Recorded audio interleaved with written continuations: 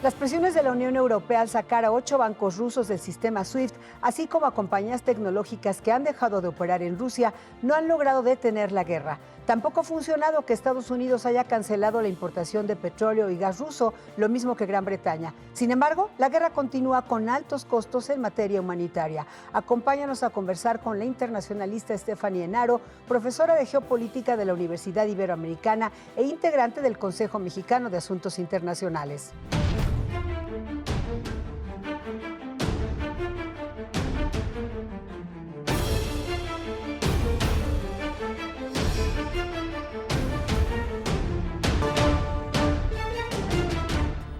Stephanie Enaro, bienvenida, un gusto saludarte y bueno, pues preguntarte esto que es el tema que lamentablemente ha tenido al mundo atento, Rusia, Ucrania, este conflicto. Y bueno, la Unión Europea anuncia medidas contra 8 bancos rusos, Estados Unidos y Gran Bretaña suspenden la importación de petróleo y de gas, en fin, compañías tecnológicas dejan de operar en Rusia. Todo esto ha ocurrido, pero nada parece detener a Putin y la guerra continúa lamentablemente. Así es, Estela, ya estamos cerca de cumplir 3 semanas en este conflicto, el tiempo voló. Hemos visto los precios de la energía subir muchísimo por el embargo de Estados Unidos a las exportaciones rusas.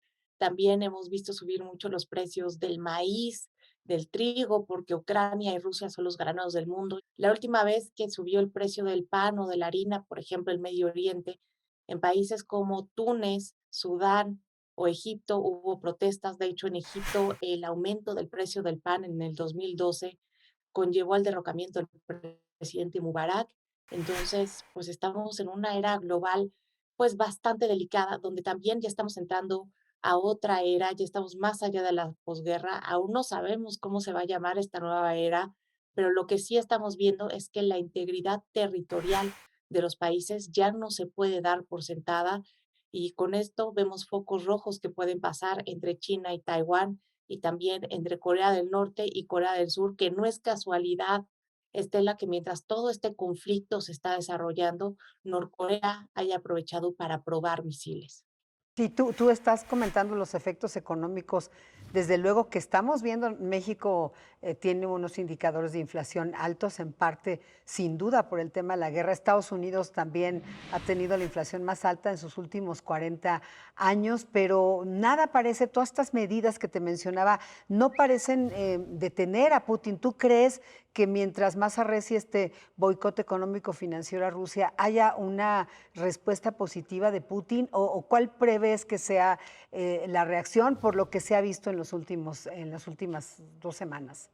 Me parece, Estela, que aquí la cuestión no es la economía, hay que entender la postura de Rusia. Rusia no está a la ofensiva, Rusia está a la defensiva, porque Ucrania es una parte fundamental de su tablero geopolítico.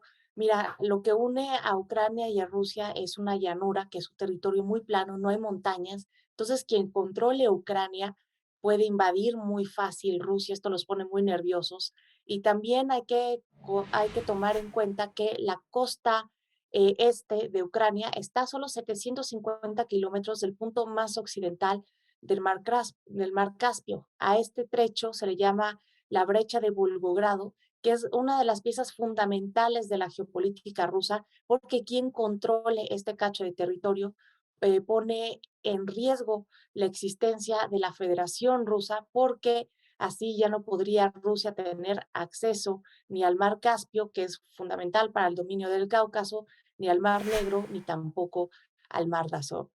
Entonces hay que entender esta postura geopolítica que va más allá de las ideologías, y creo que lo económico no lo va a detener. Lo que le va a detener es tener un buen arreglo geopolítico que le garantice tener un amortiguador que lo proteja de que esta zona tan importante pueda llegar a manos de una potencia enemiga.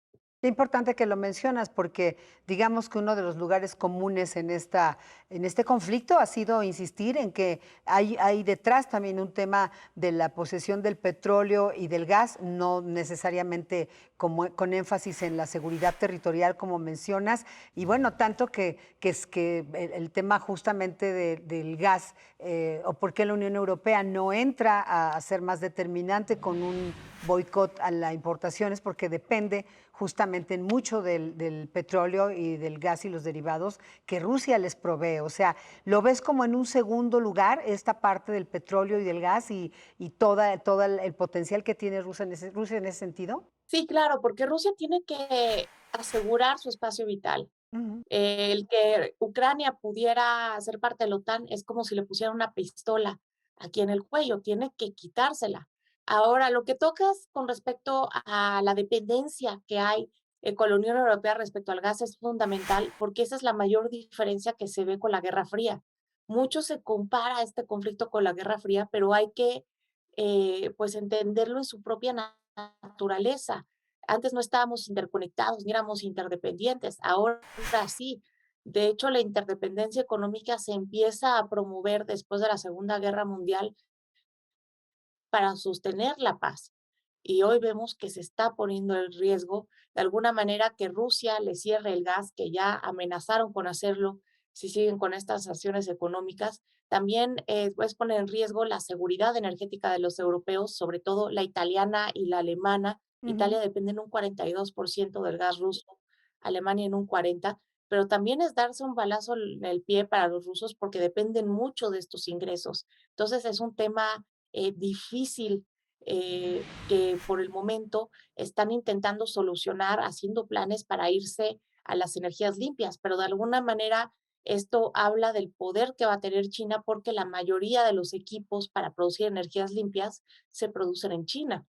Sí, tú sabes perfectamente bien, Stephanie, que China justamente se había mantenido como al margen, no había tomado una posición muy clara, salvo decir que el boicot a Rusia no era correcto. Sin embargo, justo el martes de esta semana intervino, habló precisamente con el presidente francés, con el canciller alemán, y les dijo que intervinieran más a favor de la paz, y habló del impacto en las finanzas globales. O sea, China por primera vez está interviniendo más directamente o está externando posiciones más claras en torno a este conflicto. Claro, y es que me parece correcto lo que está planteando China, porque a pesar de que la economía rusa no es lo que era la de la Unión Soviética, de ese país tan grande que es y tener una economía del tamaño de la de Italia, a ver, sigue siendo la economía número 11 del mundo y los efectos negativos de esta economía se van a sentir. Estamos en un sistema globalizado, interconectado, en donde lo que ocurra en un lado del mundo va a afectar en el otro. Ahora bien, tú has hablado mucho de un nuevo orden mundial tras este conflicto. Sí va a surgir un nuevo orden mundial. ¿Cómo ves este tema? De alguna manera estamos viendo el ocaso del fin que surgió después de la Segunda Guerra Mundial, un orden unipolar liderado por Estados Unidos, en donde impulsaba sus valores y estos permanecían como universales. Hoy estamos viendo el inicio de un mundo multipolar, en donde China y Rusia se han hecho un espacio en la mesa para decir al mundo que también tienen muchas cosas que decir, que también pueden aportar y que los valores de Estados Unidos no son los únicos y que el mundo evidentemente ya se está dividiendo en esferas de influencia. Creo que el papel que China ha jugado en este conflicto es clave. Desde hace mucho China deseaba consolidarse como un líder mundial y en este conflicto con la posición diplomática que ha tenido, creo que le ha servido muchísimo. Ha sido uno de los primeros países en llamar al diálogo y que también les pide a las partes, a Rusia y Ucrania, que hablen sin la intervención de nadie más para que sea más fácil. Sí. Estefany, en materia humanitaria, en materia de los desplazados, de quienes están solicitando refugio, la ONU ha considerado esta como un número inédito en términos de 2 millones de refugiados en distintas partes del mundo. ¿La previsión es que crezca esta cifra? La ONU dice que la cifra puede llegar hasta 5 millones y esto es terrible porque si tomamos en cuenta el conflicto de Siria, que ha estado abierto desde el 2015, solamente van 6 millones de refugiados. Aquí Ujú. todavía no llevamos el mes y ya van un poco más de 2, ya estamos cerca de la mitad. Creo que es una crisis mucho más fuerte que va a afectar sobre todo a los países del este. Vemos que Polonia se ha convertido en el mayor receptor. Pero creo que también hay otra cara de esta crisis humanitaria. Estamos viendo que se trata de pueblos hermanos. Se calcula que 11 millones de rusos tienen familiares ucranianos y esto de alguna manera nos ayuda a ver este conflicto desgarrador como una especie de guerra civil, Estela, que va a dejar daños que se van a resentir por muchas décadas. Sí, tristemente, tristemente eso. Todavía nos faltan escenas terribles por ver, lamentablemente, porque efectivamente si ya llevamos 3 semanas, no creo que en 2 o 3 días se vaya a solucionar este conflicto. Ojalá si fuera, ¿verdad? ¿Qué papel le das tú a las redes sociales y a todas estas plataformas en esta guerra, digamos que se está librando también en otro campo de batalla? Claro, definitivamente hay una división de información, hay una división ideológica y esto se ve de ambos lados.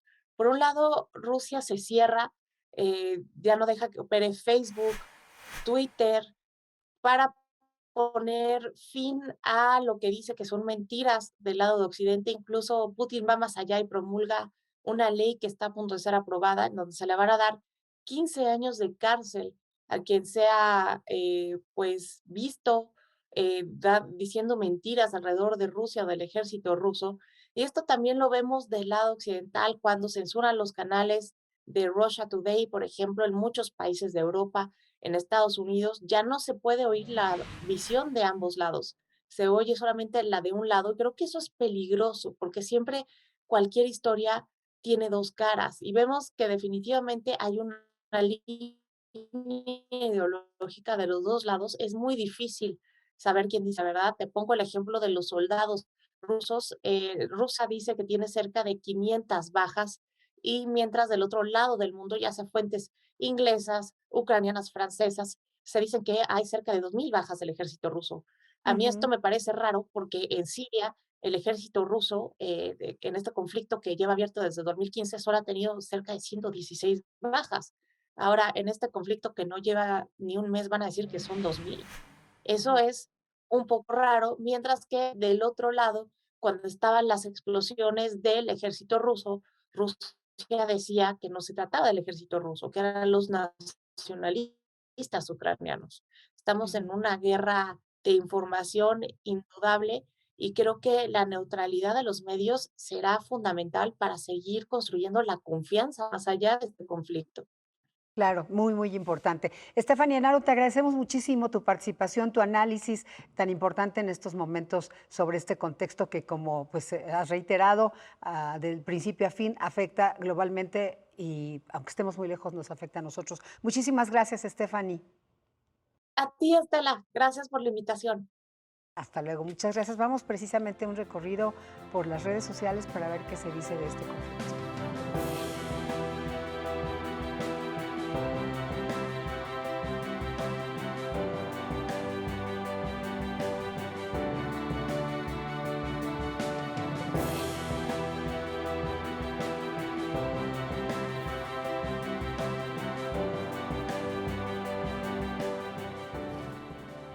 Muchas gracias por habernos acompañado en una emisión más de Ruta ADN 40.